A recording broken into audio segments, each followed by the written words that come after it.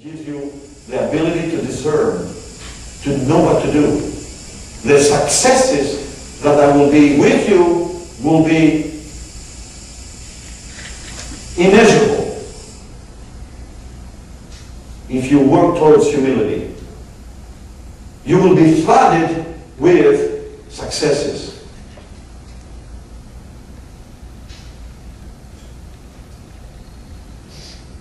I didn't read it in the book, and you know very well when I tell you that, if I transfer things to you from the books I read, the way I look at your eyes and the way I speak.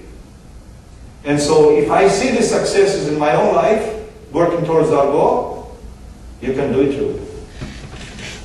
Because you see, I'm not from some other place that you came from. I came from the same place. I'm made from clay and wind, spirit.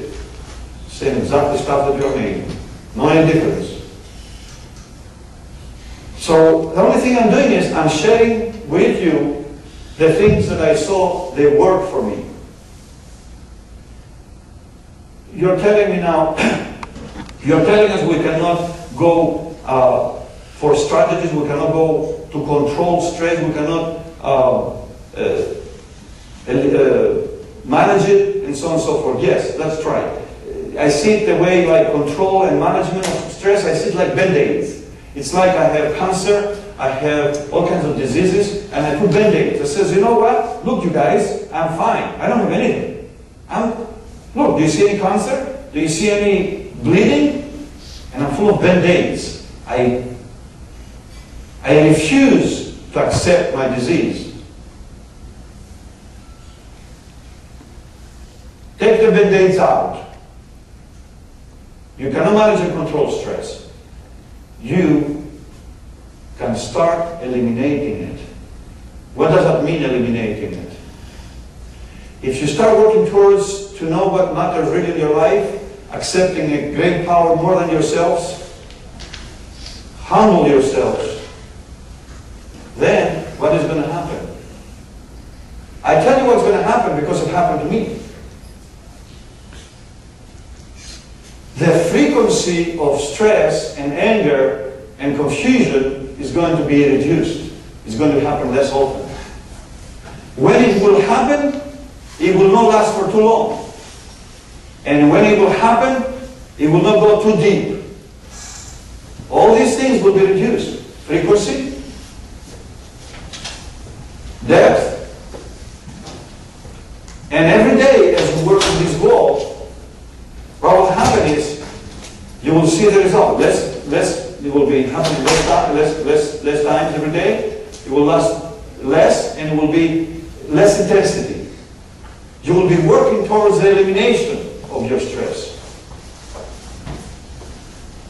It's not going to be like reading a book about strategies and about what to do, step 1, step 2 to eliminate stress. Because if you do it that way, it will work for a while, right? And then after a few weeks or months, when things get really tough, you will explode. You will start running with stress. It's not going to work. It will work permanently, not overnight. It will work permanently towards elimination, every day better and better, if you grab it from the philosophical point of view. I want to hear what you have to say. I want to hear what questions you have to say. I didn't come to preach to you here. I came to share with you what my experiences are, the last 2 years especially, 3 years. And I want to hear from you. So what time is it now? It's 8:05. 8:04. Until what time do we have the room? I think 8. If nobody is knocking the door, kick us out, we'll be staying here until 9. I don't mind. Until people leave, I will be here. If you have to go somewhere, I understand it. No bother at all. Just walk and go where you're supposed to go and you have to go. As long as you're here, I'll be here until at least 1 hour now. I want to hear you. I want to hear what you have to ask. I want to hear what you have to say. And then that will help me to tell you whatever, something that will help you and the other people that will be listening to this video in the future if it's successful.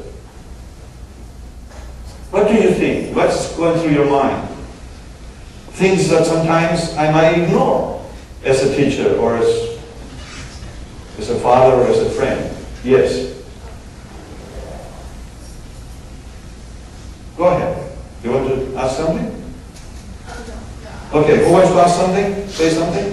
Well, it's not necessarily ask something, but something that really stood out is how you were saying, like, talking about being humble. And I feel like, because when I talk to my father, that's something he always, like, says, like, he's like, that's what's going to get you, like, through life, like, being humble and being kind to people, and not just being for yourself. And I don't know if it's, like, having you bring that up, it's like, I don't know, it's like something interesting because that's not something a lot of people say now. Like, in these days, they're like, oh, like, you know, people are always seeking for themselves. But I don't know, like, I just thought that was really interesting how you, like, emphasized on that point.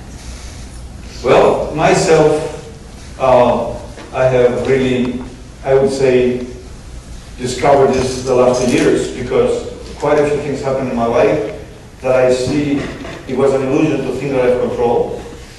And that humbles me in relation to my daughters, in relation to my parents, in relation to my friends, in relation to my goals and whatever. I was humbled by seeing that I don't have control, realizing that it's time to give up. It's time to give up to think that you can do anything by yourself.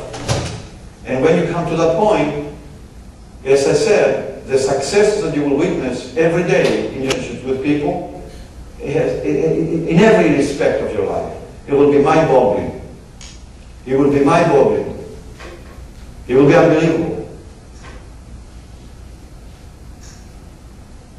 And the teacher within you will teach you all things. You will not need my lecture. You will not need somebody else's book.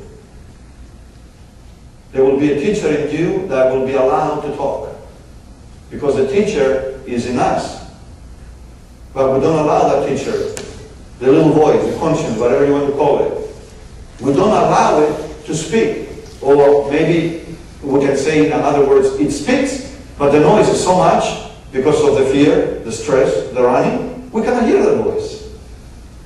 We cannot hear it. It tells us, don't do this. Go there. Don't say this. Pull back. Go now. The voice speaks. We cannot hear it. Because to hear it, we must accept reality. And reality is, you don't have control. You're not the boss. I remember this summer I said this to my dad. I tried 3 years being in the United States. Tried 2 times to go and work there and make a career there. 1 time with my family, 1 time by myself. It did not work out.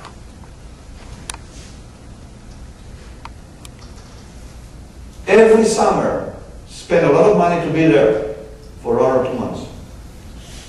I said, Dad, now I can come every summer and spend 3 months with you.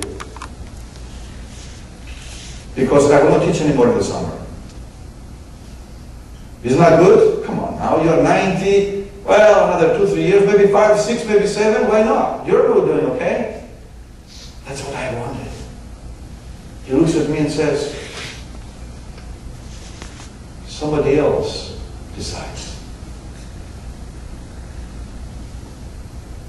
Wow, I didn't understand it really. I heard it, but I didn't understand it. I left, believing I'll see him again. And after 6 weeks, I couldn't believe what I heard. Because you know it, he's old, 90 years old. Why did it strike me like a lightning? Why? Because we hear things, but we don't take them to heart. People say something to us, but it doesn't go into our heart. It just goes from here and goes from there. Why? Because we want our own will. We want this. We want that. Don't tell me something else. A student came and sit right next to my seat in the bus about 3 weeks ago. The student says, do you remember me? I said, I think I remember your face. Of course, I don't remember your name. He says, I was a student of yours. And I said, so what are you doing now? Well, I'm getting ready to graduate. In a year I graduate. This year I'm graduating and I'm applying to medical school. So I said, so how are you doing? You know, what's your GPA and things like this. And after I heard a little bit of her data, facts, I said, so do you have a backup plan just in case you don't get in? What are you going to do after? Oh, no, I'm not thinking about that. I said, why not? Oh, I don't want to think about that. Well, immediately I detected a huge problem here, a great disaster. And I tell you what, that student enters the medical school or not, it doesn't matter. That person is in trouble. Big trouble. Because you are when attached to things, most times you will become sick. Many times you will go in and then you will go away. You will give it up. But if you stay, you will be a miserable worker in your occupation. I have seen this time, I have seen this all the time. When you have such a mentality, don't tell me about it. I must enter. I don't even want to hear about it. Why? Why not? You're attached to ideas and to things and to people. Then we are dead. We're not alive. We are tied with strings and chains. We cannot fly to reach our potential that the universe intended us to reach when we are thinking that way. I have known stories from my students. They left, they entered the medical school with all this money and all these hours of study, and you know what? One of them the first year dropped out, and the other one the second year dropped out. And they came back to school to do some other major. How can that be? And let me tell you, these people are courageous. These people are great. They are lucky because they had the courage to jump out, to say, this is not for me, I made a mistake. External forces pushed me to go and do this. That was not really me. Now they realize, they said, no more, revolution. I will do what I feel like I can do and to be happy with my life. And they go back. Congratulations to them. How about the ones that they stay and they hate it? They say, this is not for me. I cannot stand the sight and the smell of the blood or the medicine. I cannot stand these people to come with their problems and tell me about their death and their wounds. This is not for me. Why am I here? Who pushed me here? The neighbor? The friend? The boyfriend? The girlfriend? The father? The mother? The aunt? The uncle? Who pushed me to be a medical doctor or whatever? An engineer? Who? Oh, you come to the realization and you say, now we are some things at stake. I cannot go back, spend all this money, and I have all this fame now and good words about me. No way, I'll stay. These are the doctors that you will visit tomorrow and you will go into their office and they will treat you just like a piece of a number. That you know they don't really care about you. And when you go to medical doctors that they are supposed to be the medical doctors, they have the character, the skills, and they are appointed by the universe to be medical doctors. You will say, I love my medical doctor. He cares for me. I go there, and we start talking, he's asking me about what I'm doing in my garden, this and that. He's trying to see in every way possible to find out why I'm sick and what disease I have and why. The cause. Not just get some dust, drink it to get well. He tries to find the cause, to stop it, instead of putting band-aids. There are medical doctors like that. If you plan to